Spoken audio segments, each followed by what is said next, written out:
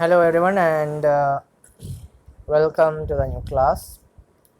Until the previous class we discussed about some of the basic uh, experiments that were conducted to find or to state that DNA is the genetic material that is being transferred into several organisms. The last thing that we studied was about the experiment by Avery, MacLeod and McCarthy. Avery, MacLeod, McCarthy, experiments done by them, which was actually supporting the transforming principle by Frederick Griffith, but for their faith, what happened? It was not accepted. Their experiment that they had done was not expected by biologists or the scientists at that time.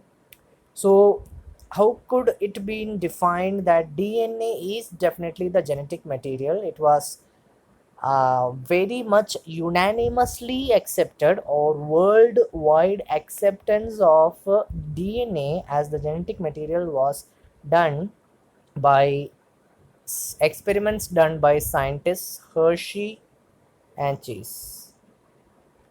Alfred Hershey and Martha Chase. The experiments which were done by them in the year 1952 was the one which changed the concept of human beings about the genetic material. They were actually given the complete credit. Actually, the credit was in starting, it was definitely given to Griffith, but still the complete credit still now is given to Hershey and Chase experiment that they done. So what experiment did they conduct actually? They took the experiment level into another scenario. They took this bacteriophage. So what was this bacteriophage, or what is this bacteriophage? It is nothing but they took two different type of viruses actually. What is bacteriophage means? Bacteriophage are those type of viruses which affects the bacteria very badly, they are known as bacteriophage. So Hershey and Chase did experiment over this bacteriophage. Bacteriophage means in the sense they used viruses which affect the bacteria, and they used two different types of bacteria, and both of them were radioactive bacteria. As I told you, they took the experiment into another level. They used a radioactivity process, some sort of chemical process. They wanted to see that through radioactivity, I think you know that what is radioactivity, right? Radioactivity means where a nucleus of any atom or a structure of any atom can be degraded very easily, or can be destroyed up to a particular level. We can't say it as a destruction. Can be split up to a particular level. That is actually radioactivity. So they wanted to see that if any radioactive element can be helpful for this purpose. You see, they used two types of bacteria. One was radioactive phosphorus and another was radioactive sulfur. Okay, they used radioactive phosphorus and they used radioactive sulfur. Now, what about the use of this phosphorus as well as sulfur? We had studied one thing. DNA, when we studied the DNA structure, we studied one thing. DNA was made up of many type of nucleotide chain, or we can say the polynucleotide chain. It has three parts. It has three parts: nitrogenous base, pentose sugar, and phosphate group. This, my dear students, I would like to mainly focus your point of view on this particular thing. A phosphate group is always present in a DNA, which means if this experiment has to be successful, then whatever experiment they are doing, it must be following, or it must be useful for the phosphate group, because we know that DNA has this phosphate structure present in it. But at the same time, DNA does not has sulfur present in it. We also note that thing, right? And for that scenario, for that instance, we must also consider one more thing also. Protein, the daily used element in our food, it has sulfur present in it, but it will not has phosphor present in it. I think you are understanding what I am trying to say here. Phosphor is present in DNA, phosphate is present in DNA, but it is not present in sulfur. But in protein, sulfur is present, but not phosphorus present. Which means they have to, if they have to explain that DNA is the genetic material, then definitely the radioactivity of phosphate or the radioactive phosphorus bacteriophage must be responsible here to show some changes wherever the experiment is taking place. Right. Now, speaking further, what they did, they took both this bacteriophage, they injected this bacteriophage over a bacteria. They used the E. coli bacteria, and they on both those bacteria they took and injected this particular thing. I mean, this particular on this particular bacteria, they injected it. They infected it with the radioactive phosphorus as well as radioactive sulfur. Then when this, in order to uh, properly dissolve this infection so that this infection can spread properly in the bacteria, what they did, they put this bacteria into a blender for the blending process. Later, so that the so that the virus particles which are present in it, definitely the virus will be spread in it, because we are spreading bacteriophage into the bacteria, means a virus, we are spreading a virus into a bacteria. So in order to spread the virus properly in that bacteria, they separated the virus particles from this bacteria. And when they separated the virus bacteria, they found out one thing, the major thing: radioactive phosphorus, which was present in that radioactive phosphorus labeled bacteriophage, that radioactive phosphorus was present in the cell. Radioactive process was present in the cell. Which cell? In the bacteria cell. But no radioactive sulfur was present in the cell. They meant here that the virus was present in the bacteria which had this radioactive phosphorus. If the phosphorus was present in bacteria, which means we said one thing, DNA has this phosphorus, is virus is there, the phosphorus, radioactive phosphorus virus is there in the bacteria, it means phosphorus, which is known as the one of the main component of DNA, which is known as one of the main component of DNA, was found in phosphorus was found in this bacteria.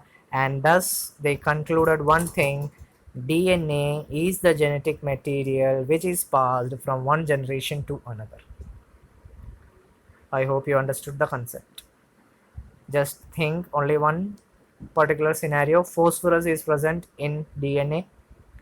If there is any change that happens in this bacteria, it means phosphorus is transferred into it. If phosphorus is transferred into it, then definitely it means it is the DNA that has been transferred into the bacteria. So this is how Hershey Chase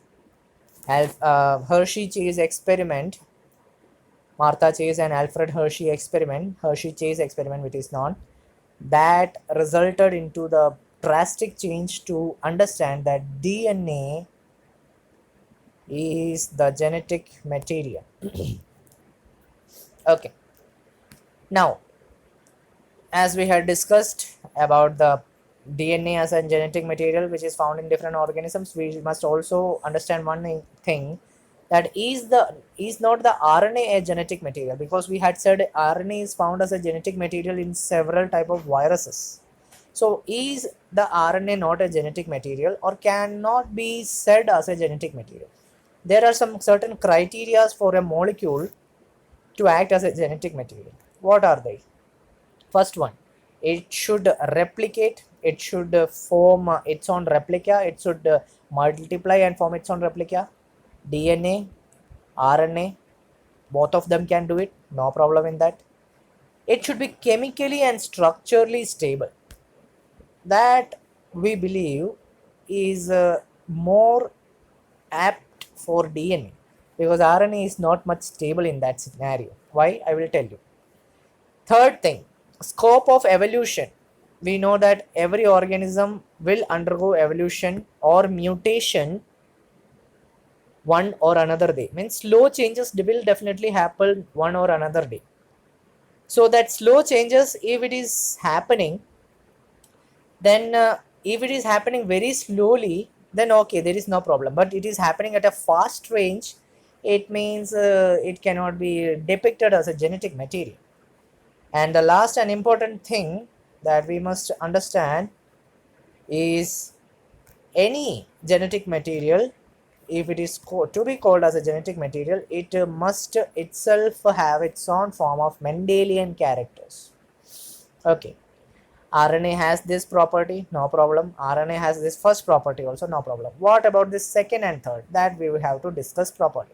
See, uh, there is one thing about RNA that we had discussed earlier. In DNA, always the chain starts from 5' and ends at the 3'. That we had discussed earlier. It always starts from the 5' molecule, which is actually the phosphate group, and ends in the OH molecule in the case of DNA. But in RNA, I told you there is an extra additional chain. Despite of this 3' there will be extra additional 2 OH at the position 2. There will be an extra OH group. What this extra OH group does, it will make this RNA more reactive. It will make this RNA more and more reactive because of this second position placed hydroxyl group. Sorry, RNA becomes more reactive. Also, it can be easily degradable very easily. If a thing is very easily degradable, it will have less scope of stability, means it will be less stable. This is what makes RNA less stable. The reason because RNA becomes less stable is because of this second position hydroxyl group. If this second position hydroxyl group is present there, it will make that RNA chemically unstable. Means it will be stable, definitely not that much stable, but comparison to DNA, if we compare it with the help of DNA, in case of stability, DNA is much more stable than RNA. DNA is much more stable than the RNA. Okay. Also, there is one more fact that we must know about stability. Also, we need to understand about one thing about stability. We know that there are adenosine, adenine, guanine, cytosine, thymine sugars present in DNA. But what about RNA? The RNA, we will have, in place of thymine, we will have this uracil present. Because of this change in sugar content, also sometimes what happens, the RNA can be somewhat unstable, which we no need to study in detail, because it is something regarding to the higher classes. But you just understand that presence of uracil also sometimes creates instability in the RNA. Okay. And if we consider the case of DNA versus RNA mutation, Mutation means change. DNA is stable, so it will have less change. Means it will have change, but it will comparatively it will have less change. So mutation will be high in case of RNA because it is because of the reason that it is less stable. As RNA is more stable, it is preferred to as a genetic information. You can see it here. DNA is more stable. It is used for storage of genetic material, but for transmission of genetic information, RNA is very much better. We know that central dogma, which was explained by Francis Crick, DNA exchanges its genetic material, for the transfer it is transferred into mRNA, and then it is transferred into protein, the central dogma that we studied by Francis Crick. This central dogma states one thing: DNA can store information, but for passing of the information, RNA is used. We human beings also have RNA, but it is not our genetic material. Our genetic material is DNA, but we use mRNA for passing our information. What is mRNA? It will be coming. It will be the next topic about the discussion of RNA. There we will study further in the coming topics that what is actually the different types of RNA. Okay. So homework, you have to write the notes by your own. That's your homework. That's all for today's class. Draw this diagram also. This diagram also is necessary, so as to show the Hershey cheese experiment. That's all for today. I hope you understood the concepts. If not, ask in the comment box if you are not getting the concepts. Thank you and have a nice day and stay safe.